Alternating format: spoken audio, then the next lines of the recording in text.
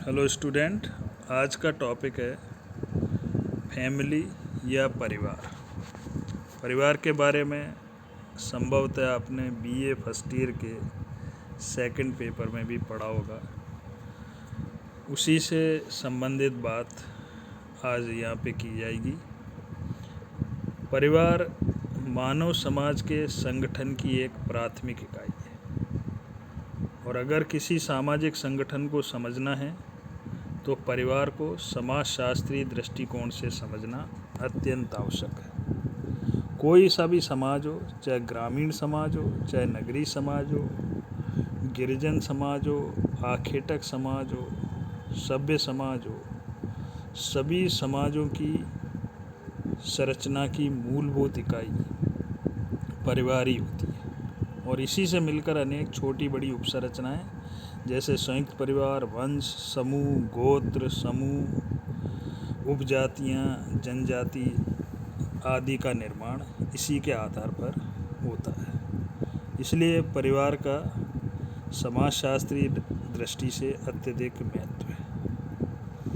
भारत में अगर आप ग्रामीण और नगरीय समाज को समझना चाहते हैं तो सबसे पहले हमें परिवार को समझना अत्यंत आवश्यक है और परिवार का अध्ययन समाजशास्त्रीय दृष्टिकोण से करते समय विशेषकर परिवार का अर्थ, परिभाषा और विशेषता को जानना आवश्यक है। इसी क्रम में सबसे पहले अब आता है परिवार का क्या अर्थ है और क्या उसकी परिभाषा है। परिवार शब्द अंग्रेजी के फैमिली शब्द का हिंदी रूपांतर है और फैमिली शब्द जो है इंग्लिश के फैमिली से बना है, जो लैटिन भाषा के फैमिलिया से उद्गम हुआ है या उत्पन्न हुआ है। सामान्यतः परिवार के कई अर्थ लगाए जाते हैं, जैसे माता पिता और उसकी संतान अगर एक ही स्थान पर रह रही हो तो उसे परिवार कहा जाएगा। एक पुरुष और उसकी पत्नी और उसकी संतान भी परिवार के अंतर्गत आएंगे। इस दृष्टि से कई विद्वानों ने परिवार की परिभाषाएं दी हैं। उसमें मैकाइवर एवं पेज का नाम प्रमुख है।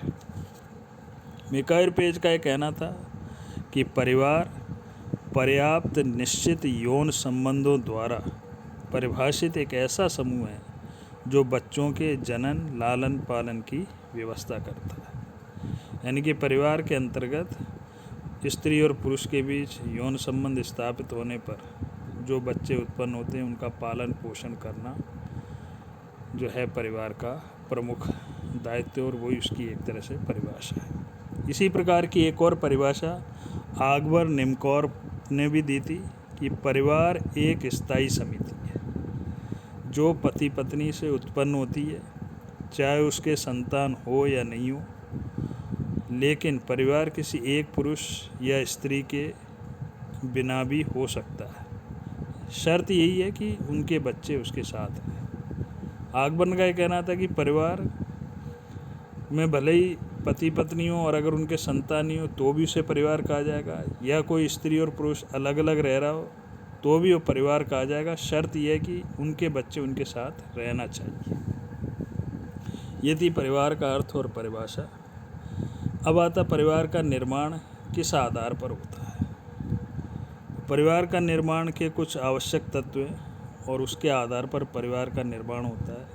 पहला है परिवार मान्यता प्राप्त संबंधों पर आधारित है, यानी कि जैसे रक्त संबंध, गोद से संबंधित संबंध अगर होंगे तो ही परिवार का निर्माण होगा और उसके लिए समाज के कुछ प्रतिमानों का होना भी आवश्यक है, जैसे जनरीति, प्रथा, संस्था, कानून, धर्म इत्यादि के द्वारा ही परिवार को मान्यता प्रदान की जाती है। दूसरा है परिवार एक समूह है।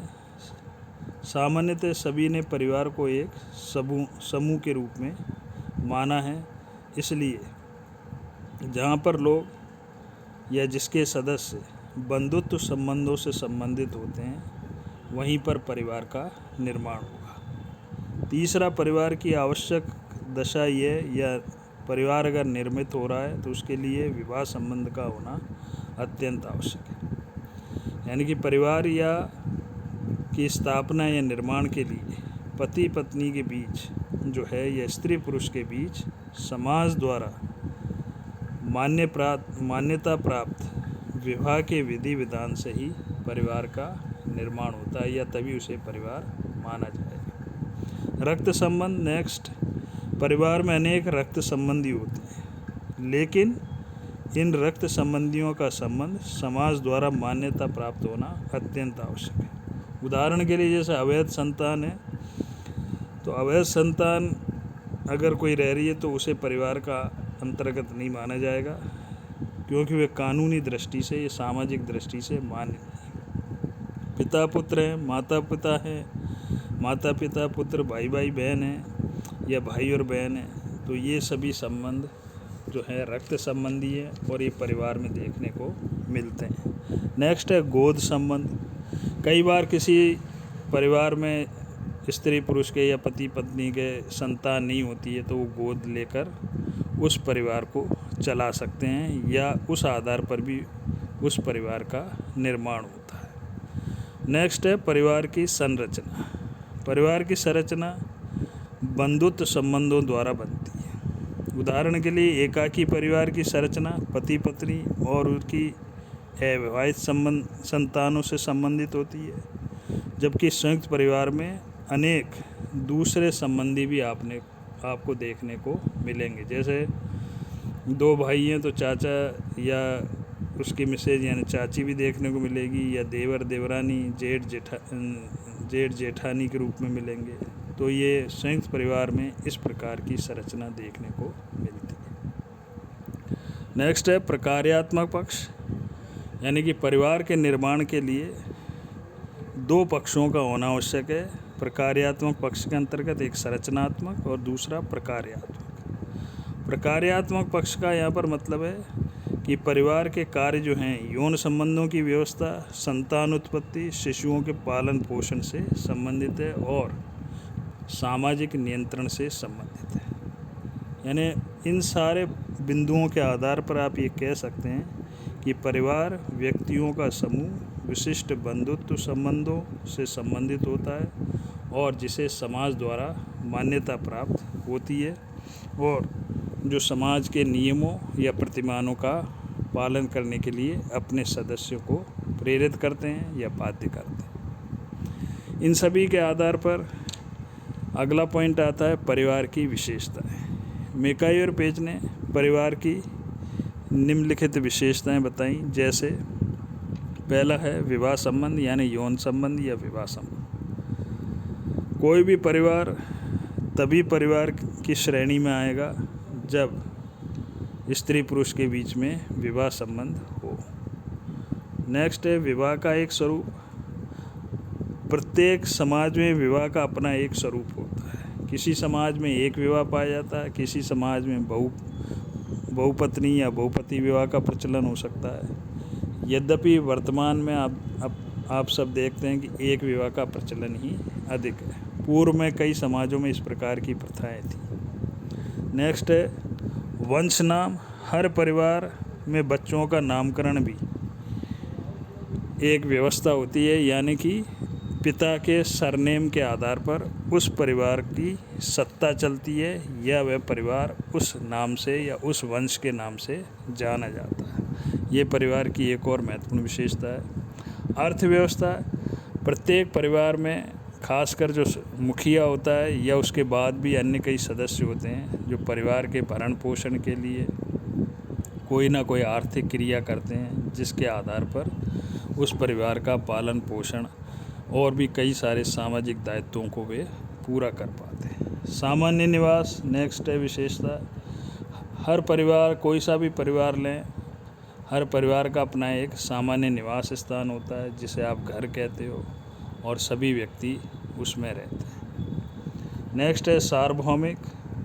सार्वभौमिक का मतलब है, मेकर पेज का कहना था कि परिवार जो है सार्वभौमिक है, यानी सभी जगह पर परिवार पाए जाते हैं। चाहे कोई सा भी आप समाज उठाकर देख लें, चाहे पश्चिमी समाज हो, चाहे ग्रामीण समाज हो, चाहे नगरीय समाज हो, हर जगह परिवार देखने को अवश्य मिलेगा। भावात्मक आधार। कई बार परिवार के सदस्यों में भावात्मक संबंध अवश्य पाए जाते हैं, क्योंकि परिवार में ही व्यक्ति अपनी भावनाओं को व्यक्त कर सकता है, हर जगह पर व्यक्त नहीं कर सकता है। यानी कि प्रेम भी पाया जाता है, सहयोग, सहिष्णुता, बलिदान आदि की भावना व्यक्ति में परिवार के अंदर अवश्य देखने को मिलेगी। रचनात्मक प्रभाव नेक्स्ट है विशेषता। हर परिवार में रचनात्मक प्रभाव भी देखने को मिलेगा। यानी कि जब बच्चा पैदा होता है तो उसको परिवार के सदस्य ही समाज के रहने लायक या समाज से संबंधित रहने के योग्य उसको बनाते हैं, और उसमें कई सारे यानी उसकी पर्सनैलिटी का निर्माण, किसी भी बच्चे की पर्सनैलिटी या आप सबकी या अपने सबकी पर्सनैलिटी का निर्माण भी परिवार के माध्यम से ही हुआ है। नेक्स्ट है केंद्रीय स्थिति। परिवार में कई परिवारों से मिलकर ही वंश है, गोत्र है, उपजाति है, जाति, समाज बनता है, और ये सामाजिक संरचना में परिवार की केंद्रीय स्थिति कहलाती है। नेक्स्ट, परिवार की विशेषता है सदस्यों का उत्तरदायित्व। प्रत्येक परिवार में हर सदस्य का आपने देखा होगा कोई ना कोई उत्तरदायित्व अवश्य होता है। मदर है तो उसका अपना उत्तरदायित्व है, पिता हैं उनके अपने अलग उत्तरदायित्व है, भाई है या पुत्र है या बहन है तो उसके अपने कार्य हैं, यानी उसके उत्तरदायित्व हैं जो परिवार के प्रति उसको निभाने पड़ते हैं या वो उसको पूरा करते हैं। सीमित आकार। परिवार की सदस्यता जैविक होने के कारण सामान्यतः परिवारों की संख्या, खासकर सदस्यों की संख्या जो है सीमित होती है। हालांकि संयुक्त परिवार में पहले सदस्यों की संख्या बहुत अधिक होती थी। सामाजिक नियमन। हर परिवार के सदस्य या हर परिवार अपने सदस्यों पर नियंत्रण रखता है, और इसके लिए वह अपने सदस्यों से आशा भी करता है और उनको बाध्य भी करता है कि समाज के नियमों, प्रथाओं के अनुसार